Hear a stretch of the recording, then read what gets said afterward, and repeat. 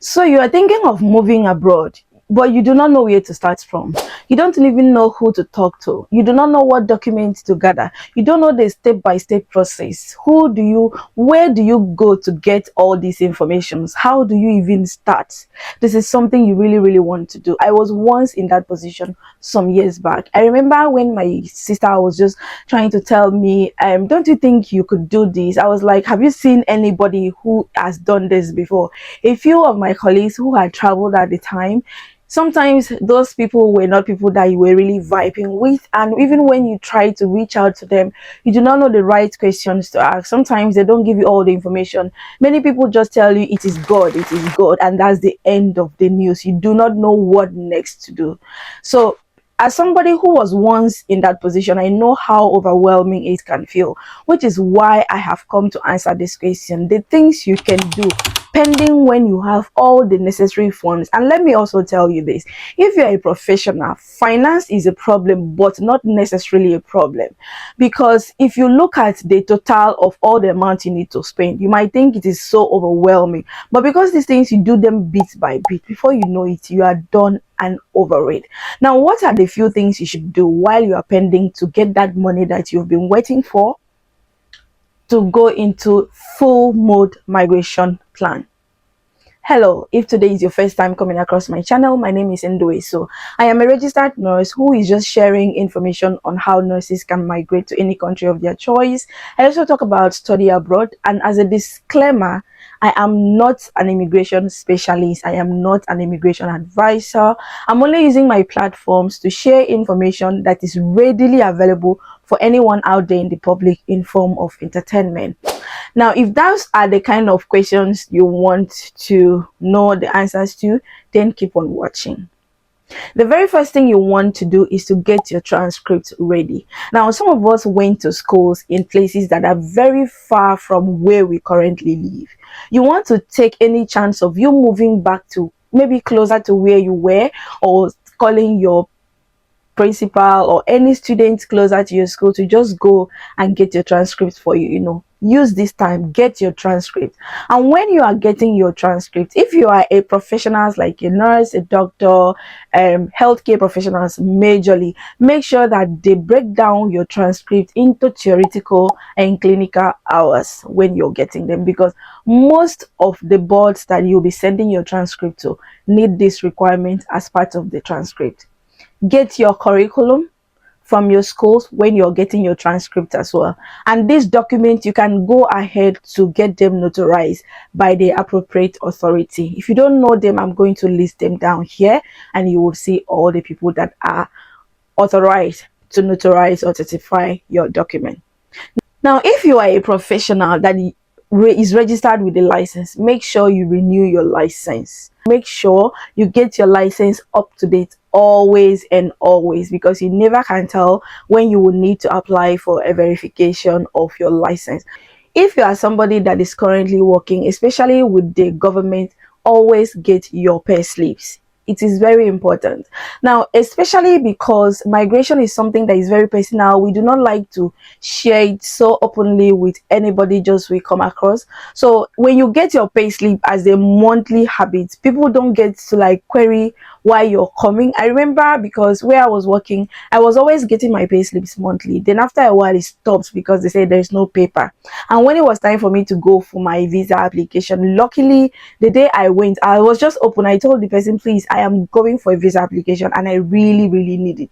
So she had to look for any available paper and print my pay slips for me. So sometimes you may not be very lucky with the people you meet. So to be on the safe side, always get your pay slips. Now, if you are working for a private employer that does not really have an organized way of getting monthly pay slips for all the staff members, you can just speak with the head or somebody who is at the salary. They know how to write letters that looks like pay slip that just captures your income, your taxes, and then your net income. Next thing you want to do is to update the necessary personal document. Now, I want to start from females. When we talk of updating personal information, some females get a little bit confused, especially if you're married and you have not done change of name. So if you have if you are married and you've not done change of name and it is not a bother to you, it is not something you want to do, there's no need to panic.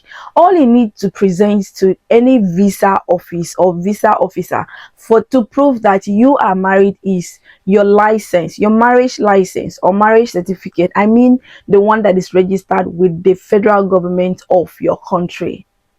So that alone proves that you're married. And of course, during like family reunification applications, you need things like your marriage pictures, family outings, things like, just to prove, the differences in your relationships, the different stages of your relationships. So now let's go back to those who have done change of name. If you have done change of name and you want to go with the new name, check your passports. Was it with your maiden name, or is this your first time of you getting a passport? You can renew it to capture your changed name if you have already done that. Check your certificate. Maybe you've gone back to school after you've gotten married. If you want to change it and get everything settled. Check with your regulatory board. Do you want to update your new name with them? Do it. Otherwise, it is not compulsory in any way. But if it is something you really want to do, then go ahead and do it while you are waiting, because these things takes time. Also, when it comes to personal information, now that I'm still talking about name, make sure your name is aligned correctly. In Nigeria or in some other countries, we usually address people by their surname. So you have your last name, first name, and then your middle name if you have three names. If you have more than three names, then know the ones that you're going to be putting under first name, middle name, and then your last name. If you have any document that has more than two other, I mean the first one, surname, middle name, surname, first name, and middle name, or first name, middle name, and last name. If there's anything that is outside of that, get that corrected. If your name has been misspelled in some document, get that corrected. If your name is missing, or there are some that uses abbreviations in some of your documents, please get that corrected and updated. These things takes time, so while you're waiting to get everything done, do this. It is very important, and it's going to save you the stress and time at the long run. Trust me, I have been there, so I'm talking from my own experience. If you want to change your name, this is the time to do it. Do it now, so that by the time you are ready to start, that does not delay it. Depending on the country where you live, the procedures to change your name. It differs in every country. So if you're in Nigeria, the first step is that you need to be married in court. You get your certificate, you go ahead to publish it in a newspaper, and then you do court affidavit for a change of name. And then with that, you'll be able to update any information like your passport. You just go with all of these documents, they will change it for you. With your nursing regulatory board, you just upload all of these things and they will change your name for you. That's the procedure to do it in Nigeria. And the name publication has to be in one of the national daily newspaper. It has to be a national, it cannot be a local newspaper. It has to be a national newspaper that you are publishing your name change. Last and the most important one is save. Make sure you save as much money as you can. You don't have to stay hungry to be able to save. If you can do that, fine. You don't have to save your entire salary. When it comes to saving, just something small and but consistent. Before you know it, you realize how much you saved at the end of the day. So save. And another point I would like to add is find out the route that is most favorable and most convenient and cost effective to you. Affordability is very relative. 1 million naira is very cheap to one particular person, whereas 10 million naira is like something somebody is using to play dice, and then 1,000 naira is something somebody is praying so hard to get. So affordability is relative. So make sure you make research on any route that you plan to take and know the necessary steps you want to take. Do you want to go for the study route? Check the schools, check what they are looking for, the admission requirement. Do you have all of those things? Do you have the amounts to pay for the school fees? Will you be able to do the proof of funds and all of that stuff? Do you want to migrate with work visa? Then check the necessary jobs that you should be applying for. Check the eligibility requirement. Do you meet all of that? Will you be able to afford to process all of that? Do you want to maybe use a visit visa and then switch to another type of visa? Look for the requirement for the visit visa of that country, and then you know how to arrange your documents. Like I said, work visa is the most affordable one, so if you have the chance to do that, fine. But also study visa is like the easiest. It is capital intensive, but it is actually the easiest. So these are the things you should do if you have not yet decided which way to take or which path to take, but you are still trying to come up with some ideas. Just do these things pending when you are ready to go into full mode jackpot.